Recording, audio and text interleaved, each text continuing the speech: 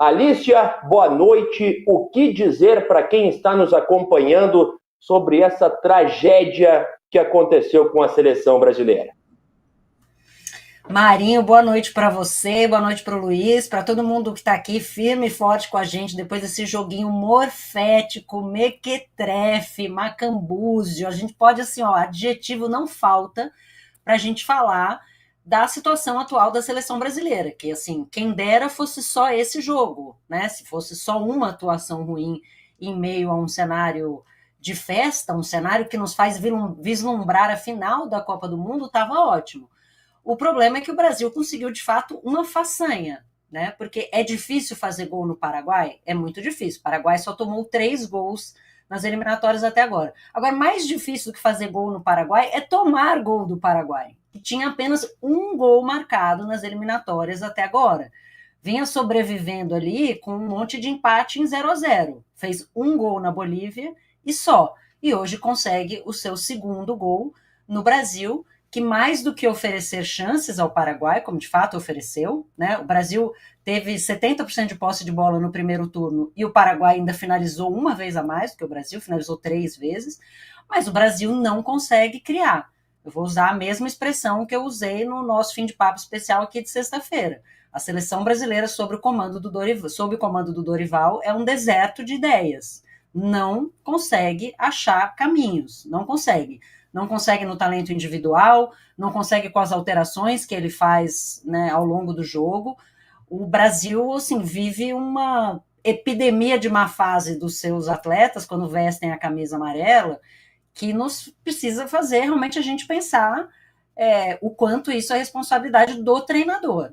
Porque quando nenhum jogador rende pelo menos aquilo que rende no seu clube ou perto, né? Quando todos os jogadores estão muito abaixo daquilo que a gente costuma ver no quarta e domingo, no dia a dia, alguma coisa está muito errada. E alguma coisa claramente está muito errada com a seleção brasileira, especialmente num cenário em que vinha de 3 derrotas seguidas, consegue uma vitóriazinha também, bem pobrezinha, contra o Equador, e de repente estamos falando em Copa do Mundo, em final de Copa do Mundo, né? Acho que o Dorival precisa se preocupar primeiro em levar o Brasil à Copa do Mundo, que é uma tranquilidade que a gente não consegue ter, mesmo diante de um cenário que classificam 7 de 10, do que ficar falando em final de Copa do Mundo, porque, né, nem do Paraguai a gente não consegue vencer. Que noite, que futebolzinho, mal ou menos.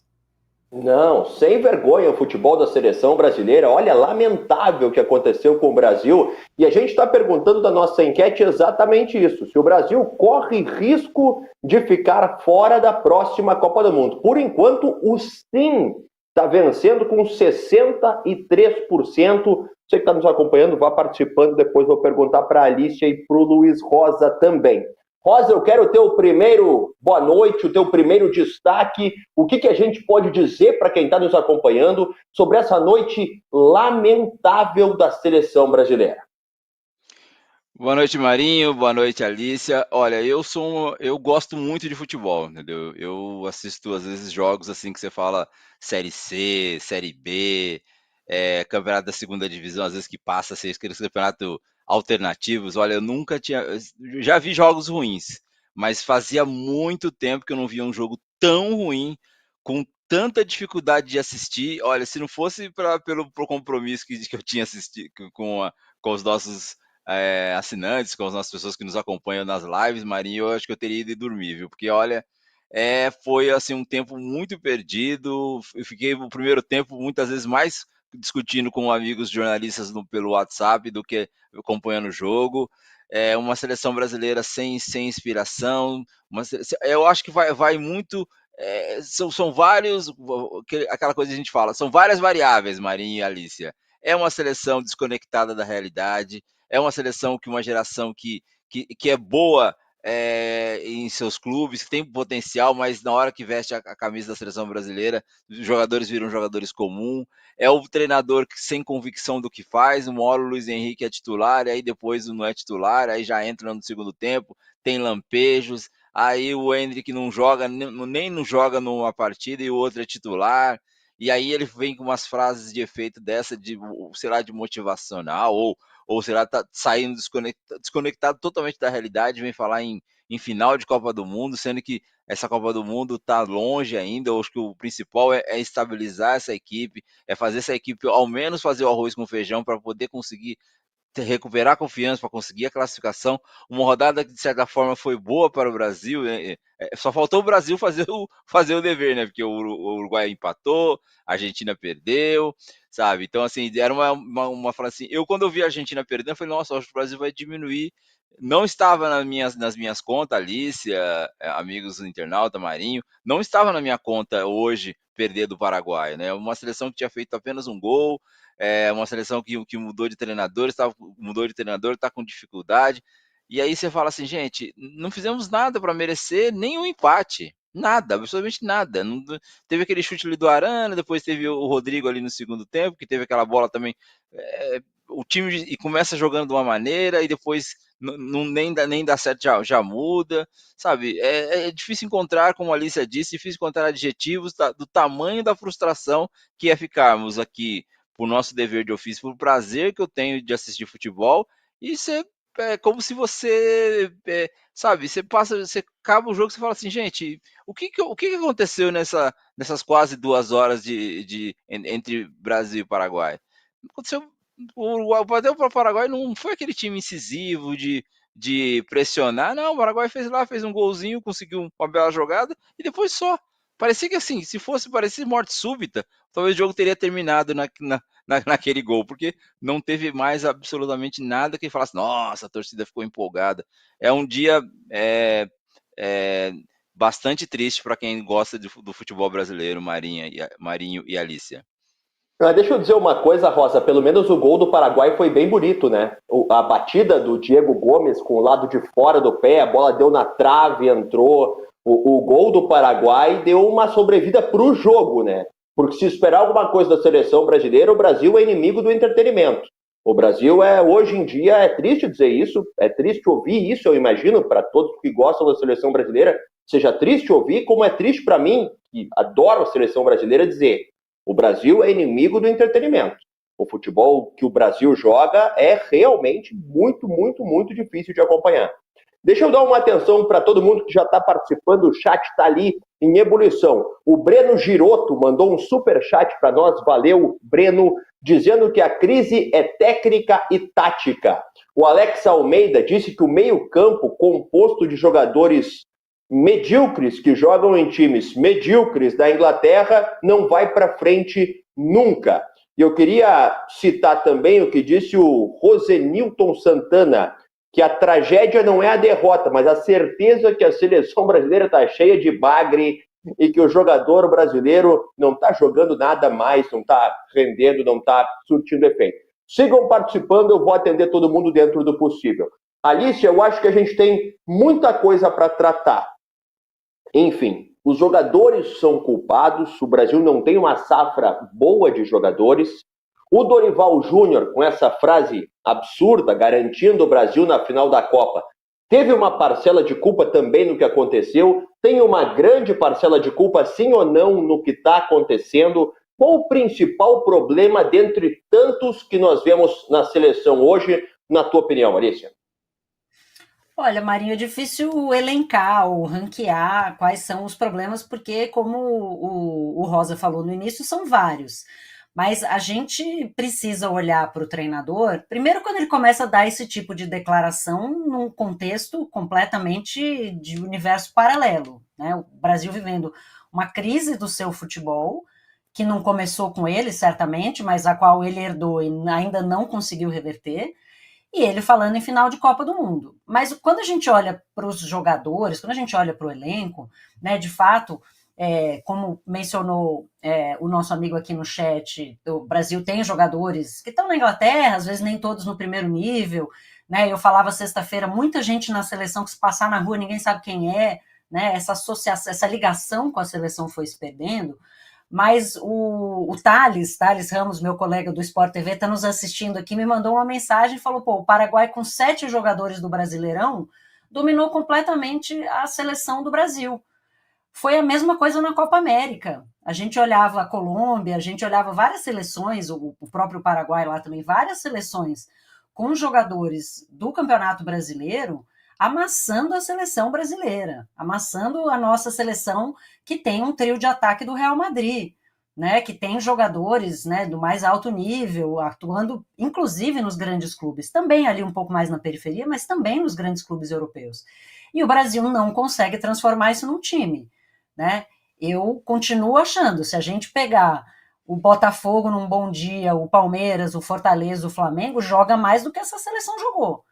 Né? Nenhum desses times que eu falei aí nas suas melhores atuações do campeonato teriam perdido do Paraguai e teriam feito uma atuação tão medíocre contra o Equador.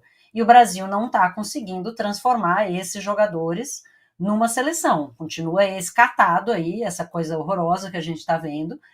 Então, eu acho, quando a gente não consegue ver nenhum lampejo do talento de jogadores que a gente sabe que tem talento, né? Vini Júnior é um dos favoritos a ser eleito o melhor do mundo, né? O Endrick foi vendido pelo que foi vendido, o Estevão é uma das grandes promessas, o Luiz Henrique, o Rodrigo é uma das grandes estrelas do melhor time do mundo. Quando nenhum desses jogadores consegue dar o seu melhor dentro de campo, eles claramente não estão sendo bem aproveitados. Os jogadores estão perdidos. Tem uma das poucas jogadas de perigo do Brasil ali no segundo tempo, que é uma jogada toda do Rodrigo, que o Vini está em cima dele, acaba o Vini finalizando, que é o típico bate-cabeça. Tá todo mundo querendo resolver, ninguém sabe como. Né? O Vini praticamente toma a bola do Rodrigo, faz uma finalização ali perigosa, mas não consegue fazer o gol. Então, para mim, assim, é muito claro que existe um problema de gestão, e aí eu vou extrapolar do Dorival, né? Vou falar de CBF, de comissão, da capacidade de incutir nesses jogadores não só a questão técnica, a questão tática, como de brio mesmo, de orgulho de defender essa camisa, porque não parece que tem, né? Eu não sou assim grande de seleção, orgulho, patriotismo e mas a gente não tá vendo esses atletas darem o sangue como eles dão nos seus clubes, ou pelo menos não parece. Se estão dando sangue é pior ainda, porque se estão dando tudo que podem e o resultado é esse, a gente lamenta ainda mais. Mas claramente tem um problema sério e qualquer ressalva que a gente pudesse fazer ao Dorival e, né, entender que trabalho, começo, precisamos esperar, acabou na hora que ele começou a falar em final de Copa do Mundo. Aí ele perdeu o direito à ressalva e se abriu para todo tipo de crítica, especialmente apresentando esse futebol com essas últimas 2 horas da nossa vida que a gente não vai poder reaver, infelizmente. O Rosa falou, né, o que aconteceu nessas 2 horas. A única coisa boa que aconteceu nessas 2 horas foi a Kamala Harris jantando o Trump no debate americano, que estava muito melhor do que o jogo da seleção, né? Olha, eu quase mudei. Eu consegui ligar lá. Eu quase mudei. Eu quase mudei. Eu pensei nisso também. Era uma das minhas alternativas, mas eu falei, eu não consigo ter 3, 4 telas.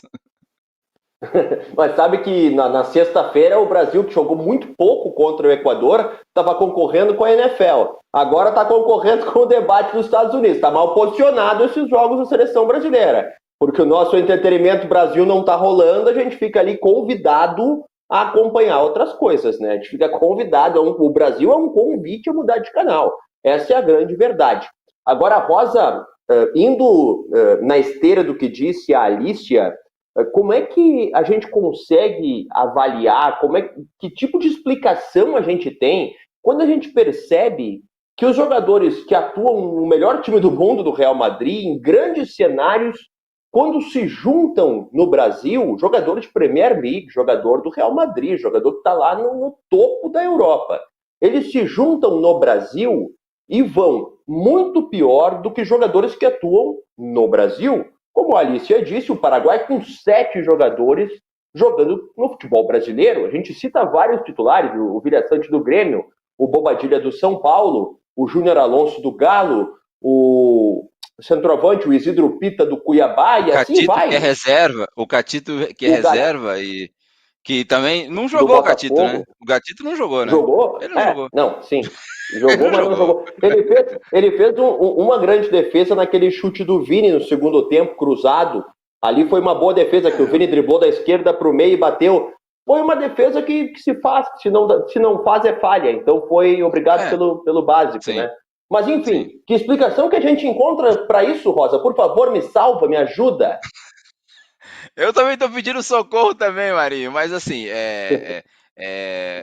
a gente também percebe assim que existem várias pessoas falando e eu começo a crer que assim, esses jogadores, por exemplo, Vinícius Júnior, Rodrigo, o Endrick que tá chegando lá agora, eles funcionam num tipo de engrenagem que o time acaba jogando para eles, entendeu? Se você vê assim, o jeito que o Real Madrid joga, por exemplo, o Real Madrid joga um pouco guardadas as devidas proporções, amigo internauta.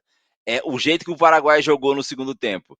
O Paraguai fez um gol, recuou todas as linhas ali, ficou naquela retranca, e aí o que acontece? Aí você tem um jogador como o Modric, com o Valverde, com o Kroos, que são jogadores que dão aquela esticada para eles, e aí eles os gols que o Vinícius Júnior costuma fazer são os gols de arrancadas. O Vinícius ele recua bastante para ajudar na marcação, o Rodrigo também, e aí dá aquelas esticadas numa engrenagem que o time já conhece ele. Agora, veja bem, esses jogadores, principalmente esses dois que a gente citou, que estão na crista da onda, no melhor time do mundo, eles nunca conseguiram ser protagonistas na seleção brasileira, tanto protagonistas como tecnicamente falando, como de liderança. Esses jogadores, eles não conseguem, assim, você não vê na cara do Vinícius Júnior um líder, um cara que de repente num jogo desse que a seleção tá jogando muito mal, ele vai chamar esse suavidade, ó, taca a bola em mim. Houve momentos que eu ficava olhando ali, aí até o próprio Júnior falou, e eu tava pensando, dobra a marcação para cima dele e não chega ninguém para ajudá-lo. Não chega ninguém para fazer aquela famosa tabelinha. E aí o Brasil, aí passa um pouco pelo Dorival. Se você for perceber, depois no segundo tempo, quando o Paraguai recuou muito, armou aquela retranca, quem estava com a bola mais eram os zagueiros. Eu sempre confundo, Gabriel Magalhães e Bruno Guimarães, né? Gabriel Magalhães. Eu vim treinando, viu? Eu vim treinando. Gabriel Magalhães, ele deu um passe de esquerda assim e armou um contragolpe. Se era contra um Real Madrid da vida, aquilo ali o Vinícius Júnior entraria com. É que foi Elisandro Pita ali, tal, não são jogadores tão. E aí tem uma outra coisa também que a gente está falando desde todo o fim de papo, toda a live do Washington fala o seguinte: é diferente. O jogador paraguai, você viu como eles jogaram com você viu como o Pita saiu extenuado. O brasileiro não tem mais aquela assim, aquela volúpia, não, eu tô na seleção brasileira, eu vou ralar, a gente tem dificuldade. Não, para eles é uma questão até burocrática. Me irrita muito o Endrick lá com a tiara, o Paquetá com aquela fitinha, e aí, sabe, eu acho que falta um pouco também daquele espírito de querer de fazer a seleção brasileira. Não, gente, a situação nossa é ruim. O treinador falou, jogou uma bomba para cima de nós, a gente precisa agora correr, porque senão vai ferrar todo mundo. Aí o Danilo falou: olha, nós perdemos muito tempo, jogou responsabilidade para a CBF, falando que perdeu muito tempo, foram quase 2 anos perdidos, né? Já são quase 2 anos, vamos para quase 2 anos. Agora em dezembro faz 2 anos que teve a Copa do Mundo. Realmente o Danilo tem razão, perdeu-se muito tempo, sabe? Três treinadores, uma convicção de nada, assim. E aí vem um treinador e fala uma coisa dessa. Então, Marinho, a resposta que é que nós não temos um fator único. Nós temos vários fatores. Eu acho que o principal, se eu for elencar, é treinador que não tem convicção do trabalho dele. Os outros treinadores também não tinham convicção, cada hora fazia uma ideia de jogo, e depois passa pelos jogadores. E aí tem um terceiro elemento que me assustou no primeiro tempo, aí eu estava meio distraído, aí o repórter da Globo falou, vocês viram o que o repórter falou sobre o jogo contra o Uruguai, que o Edinaldo falou para ele? Ah, vamos jogar no Nordeste para fazer o Uruguai viajar mais. Ah, como se o Uruguai viajasse mais e é impedido para o Uruguai jogar mal contra o Brasil, sabe? Então, assim, O uma Brasil está declaração procurando infeliz. altitude. O Brasil está procurando altitude. Como se o Uruguai, Perguntar se a Bolívia empresta La Paz. Vamos para porque aí, né? Morre como se todo mundo junto, pelo menos. como se o time do Uruguai estivesse preocupado se vai jogar lá no Nordeste, no Centro-Oeste. E o time do Uruguai é muito melhor que o time do Brasil, em termos até de disposição. Eu acho que eu não lembrava disso, mano. Eu achei que tivesse acabado essa história de vamos. Falta aquelas coisas, né, Alicia, quando a gente vinha, né? Furar o gramado, jogar água sanitária, né? Eu falei, gente, isso não existe Bola mais no futebol, murcha. gente. Pintar Bola o murcha. vestiário, Pintar o antes vestiário. do time, daquele tiro de tinta, vai dar Olha, atrapalhar. olha, como acho que o Renato Maurício Prado fala, né? É um 7-1 todo dia, gente. É um 7-1 todo dia. Vou jogar com o Uruguai no Nordeste para poder o Uruguai viajar mais. Olha, gente, então tem um É fator só único, rir, Marinho. só rindo, né? Porque Não, senão a gente vai entrar em desespero aqui, vai entrar em depressão, né? exatamente, exatamente. E aí fica o povo brasileiro, e aí tem o quarto fator, o torcedor desanima, o torcedor abandona a seleção brasileira, o torcedor já tá preocupado mais, olha, amanhã vai ter mata-mata, e olha como é que vai ser a rodada do Campeonato Brasileiro. Essa é a preocupação do brasileiro hoje em dia, não ligar a televisão para ver a seleção brasileira para passar raiva. Qual